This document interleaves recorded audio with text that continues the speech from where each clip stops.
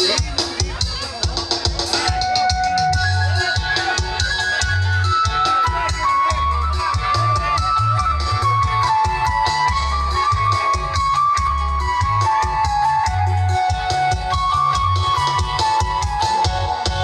มื่อท่านทำกองไม้ปองเป็นคู่กันเลยหวังเป็นผัว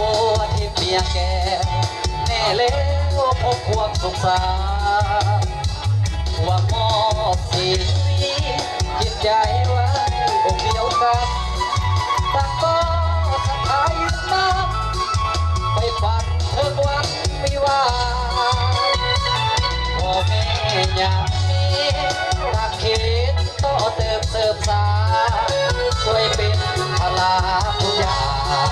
ให้สมดังปรารถนาให้ผู้สุขสมหาสมดังกุลาพ่อแม่ทั่วนาจากต่อไว้อวยพรใส่จุกของหักให้เยือกยาวมาอย่าเปพังหักกันจนเท่าลงไปทรัพย์สินเงินทองขอจงเงินนองหลังไหลเมตเกิดเป็นลูกยิ้มสายให้เลิกด้วยปฏิฆา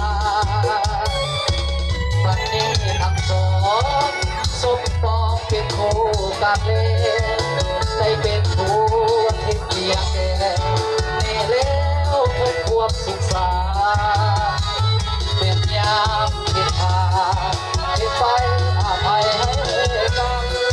ดวงใจสองจงยืนมันต่อคำควันหัวเดียวเดียวเอาเกี่ยวกันเด้อ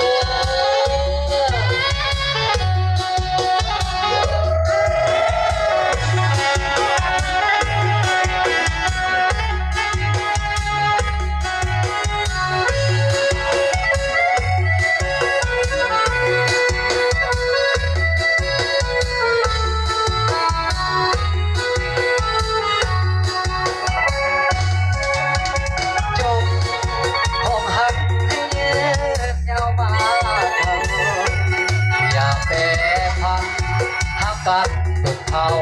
ลงไปทรัพย์สินเงินทองขอยกเนืองนองหลังไหลแม้เกิดเป็นโลกยิ่งสายให้เลิกโดยปฏิภาณบัดนี้ทั้งสองไม่ปองเป็นคู่กันแล้วได้เป็นผัวที่เมียแก่แน่แล้วพบความสุขสาเป็นงานที่พาที่ไปอภัยให้กันดวงใจสองจงยืนมันต่อคำควรหัวดี